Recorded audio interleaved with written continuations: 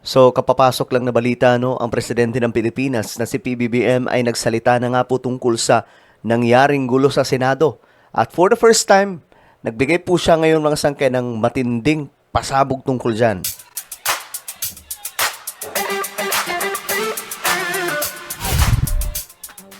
Yo guys, what's up? This is me. We are back dito sa ating YouTube channel. Eto, alamin po natin ngayon itong malaking pasabog ni Pangulong Bongbong Marcos.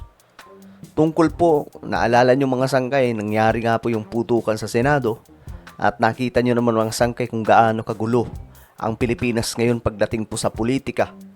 Ngayon ang Pangulo natin, kung hindi ako nagkakamali, nasa Japan po siya ngayon. Pero mga sangkay, nagbigay po ng pahayag ang Pangulo tungkol po sa nangyayaring gulo sa politika sa Pilipinas, lalong-lalo na po sa Senado. Bago tayo magpatuloy, shoutout nga pala sa lahat ng mga solid sangkay na nanonood ngayon. Comment down below, hashtag solid sangkay kasama po ang inyong mga lugar. Sa mga nanonood po sa Facebook, i-follow nyo po yung ating Facebook page. Okay? At syempre sa mga hindi pa po nakakapag-subscribe sa ating YouTube channel, i-subscribe nyo po, alright? So, eto na nga po mga sangkay ang nangyari. Tingnan po natin. Eto si PBBM, nagsalita na nga po tungkol sa nangyari sa Senado. So, tingnan po natin. Sir, magandang tanghali po. Sir, on local issues po, sir. Sir, after the gun-related incident in the Senate, and then there's the walkout on the minority law and alleged another Senate coup, as the President and former member of the upper chamber, how concerning is this, sir? Very. I watched with horror that this is the Senate, that the Senate has become this. Ano daw ang sabi niya? Chamber, how concerning is this, sir? Very. I watched with horror that this is the Senate, that the Senate has become this. I look at my other fellow senators. Madalas kaming nagtitinginan ni E.S. Ralph ganyan ba tayo? Ganyan ba tayo nung senador tayo? Meron ba tayong ganyan na ginagawa? Hindi tayo ganyan. Paano nangyari?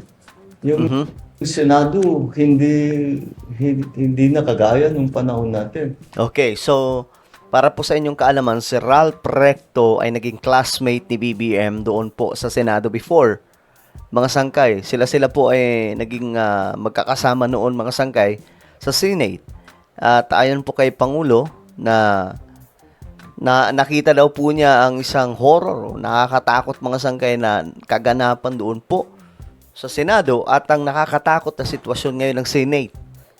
Actually guys, hindi lang Senado, pati po yung House of Representatives, ganyan na din po mga sangkay. Masyado pong magulo. Kaya nga mga sangkay, it's time for alam nyo, sinulong po yan ni PBBM, di ba? Kung naaalala nyo, 2024 po ata yun. Sinulong ni PBBM yung reforma sa ating constitution, charter change, mga sangkay, especially pagdating po sa economic reform at marami pa pong iba. Kaya nga lang maraming tumututol. Diba, isa sa mga tumutol nun, sila PRRD, mga sangkay. So, eto, si PBBM, nakita niya, mga sangkay, yung masyadong magulo ngayon na politika. Hindi lamang po sa Senado ito, kundi maging sa iba't ibang parte pa ng level ng politics sa ating bansa. Like, halimbawa, doon po sa House of Representatives, at maging sa mga lokal, magulo po talaga, mga sangkay. So, ako, pabor po ako sa charter change pero gawin parliamentary system ang Pilipinas para hindi po masayang yung gagawin, mga sangkay, na pagbabago sa constitution. Pero, ayan, parang tinanong na po, mga sangkay ng Pangulo natin, si Ralph Recto, ano ba? Ganyan ba tayo dati sa Senado? Dahil personalan na eh. Naging personal, ang babaw na ng usapan. Dahil ang kwento ko nga, yun na nga kwento na meron mga senador na pagka pagka meron kami pinag-uusapan na sa trabaho, hindi kami nag-agree talaga. At saka tatayo, mag-interpolate, at saka yung interpolation talagang mabigat, at saka well-studied and no holds barred interpolation. Okay. So, yan ang pahayag ni PBBM, mga sangkay, since batikang senador, no? Matagal-tagal din pong naging senador ang ating Pangulo, mga sangkay. At nakita nyo naman po siguro kung paano po sila makipagdebate nun sa kanya mga kasamahan. So ngayon, parang sinasabi po niya na malayo na pong pinagbago ng Senado kaysa sa panahon nila, mga sangkay. I don't know if you will agree, no? Sa sinabi ng Pangulo, mga sangkay, pero nakita ko rin po talaga yung changes ng Senate. Actually, matagal na pong panahon na ganyan. Mga sangkay, hindi lamang po sa panahon po natin ngayon. Nagkataon lamang talaga, mga sangkay, na mas lumala po sa panahon po natin ngayon itong mga bangayan. Kumbaga, yung epekto ng pangit na constitution natin, mga sangkay, nananalaytay na sa political system po natin na sobrang basura na. Tama yung sinabi ni PBBM, nagiging personalan na eh. Diba na personalan? Kita nyo, mga sangkay, ngayon, both side, minority and majority, naggugulangan sila. Grabe ang gulangan. Hindi lang sa majority, hindi lang sa minority. Both of them gustong makaisa. So, it's time para ayusin na po natin siguro yung institution natin. Gawin na po natin ang parliamentary system ang Pilipinas para itong political system po natin. Hindi na po ganito kagulo kasi mainggit tayo sa Japan and Singapore. Sila po ay mga parliamentary system, buong-buong parliamentary system. Ganun din po yung mga bansa ng mga parliamentary system na talagang namang napakagaganda ng sistema ng politika. Sa Pilipinas, Diyos mio marimar. Ang gulo po, mga sangkay. Pero after pag-upo namin, magkakape naman kami, kakain kami ng magkasabay, hindi personal. Sabi niya, after namin magdebate, after namin magbanatan, uupo daw sila, magkakape, magkikwentuhan na, okay na ulit. Sabi ng ating Pangulo. Which is, nakita din po talaga natin yan, mga sangkay, na ganun po ang ginagawa nila noon. It's about work. It's not about personalities. And nagbago eh. Tapos, narating pa tayo sa putukan. Tapos, fake pala yung putukan. Tapos, hindi ko maintindihan.